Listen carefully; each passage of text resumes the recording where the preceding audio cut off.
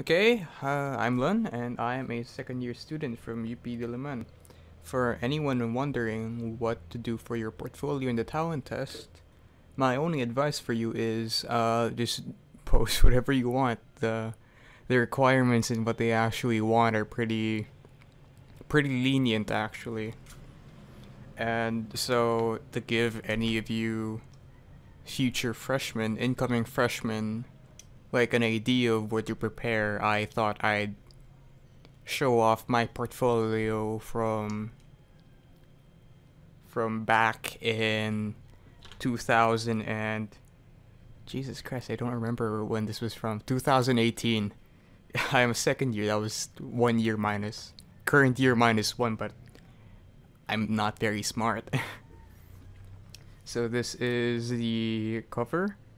They don't actually want you to have a cover for your portfolio. In fact, some people just use a clear folder, but I decided to draw on mine because I don't know, I felt like it. I got these like white colored pencils that I really wanted to use, and I never really got a chance to use, so I used them here. See, look at the guy, just pretty little guy, little brown little drawing with just values. That's a fucked up leg though. It's any of you wanting to be freshmen, that leg is not how you do things. Okay, I do like I do like the highlights here though. Also that. Oh yeah. Okay. For the first page, I decided to group them according to like the medium that I used. So this is a pencil drawing of a few giants. I made this a day before the deadline because I had like an odd number of pages and it just looked really bad, so I decided I wanted to fill out some space.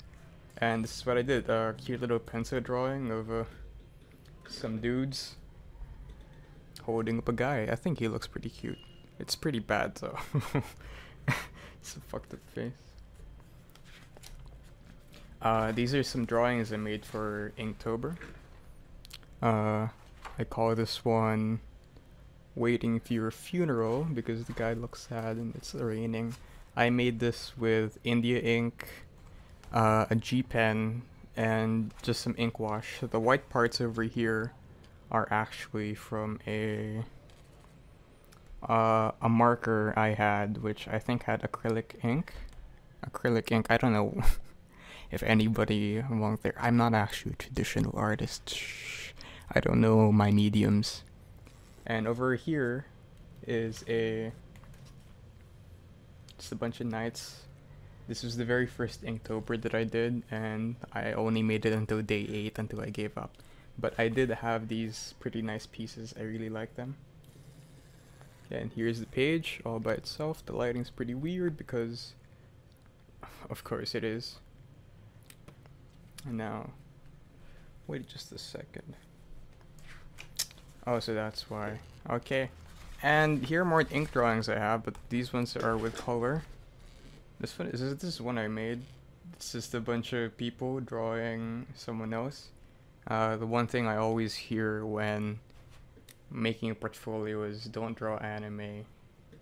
And I decided to be a little smartass and critique on that, so I had them draw like a nude figure which was done in a very anime-esque style, but the reflections of the drawings are more classical Greek inspired things. This guy's head is like really fucked up. Can you see it? That's not how you do a head. I was really bad with weird head angles back then. I still am, but it's gotten better. So I used just inks, an ink wash over here, a yellow ink wash, a purple ink wash from Winsor & Newton. I really like their inks. Same with here actually. These are also Winsor & Newton inks, and I'm not sure what this is. This guy's body is really bad. His neck's really bad. Actually, I don't think I like anything from this piece. Maybe the skull. I like the skull. And let's take a look. Oh, here's an illustration I made with Copic markers. just the dude's burning some grass. He's got a little furnace in his back. Fires his flamethrower. It's cool. I actually killed my Copic marker for this. I had a warm tone gray number 6, I think it was, and I used it for the background and it just died. And I feel really guilty about that. Words are hard. Here's another piece I did. Oh, it's all falling on me. I'm holding this camera, it's really hard. Okay, this is another piece I did. It's got some Santa Claus looking dude, an astronaut, skeleton, and his rib cage is wrong. But you know, always try out these things. Do whatever you want. I mentioned earlier that the professors of fine arts, or rather that art institutions don't really like anime, but the professors in the College of Fine Arts are actually really chill with illustration. They're looking for your craftsmanship, not really your style. Because if they can see you can draw, you can draw. This is also something I did the day before the interview. Fun fact, actually, I was super late to the interview. I came on campus like 5 minutes before it was closing, and I think I was the last guy who was interviewed, and I still made it. Here's another illustration with Copic markers featuring a monster dude. Guy, his pose is weird. I think his arm's broken. Is his arm broken? I think it is. Is everything out of focus? Probably is. Let's wait a second. Take something. Aha, here's another one I did. This one, it's a Greek statue with he's got buns for abs and pecs. They're all really badly placed and badly drawn. And I censored this little penis because you know it's Greek when they have a little penis. I don't think the head's Greek though. That's not very Greek. I think the hair is Roman, but I didn't know any better because I didn't go to art school yet. This is an illustration I did for a contest back in high school, which I lost because, you know, I always lost my high school contests. But, you know, what can you do? And here are my oil paintings. This is a girl with a really messed up face.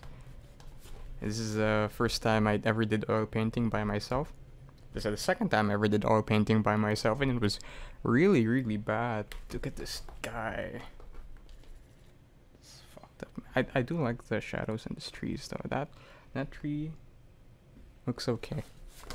And then here's a painting that I did. I really like this one, but I can't really say it's entirely mine because this is a study of a calendar, and I just copied it. Let me just switch my hands because it's starting to really hurt.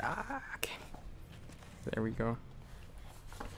It's oil painting with some glazing on top for the mist. It's based off calendar. Oops. Now it's time for my digital stuff. I'm mainly a digital artist, so I got digital stuff here.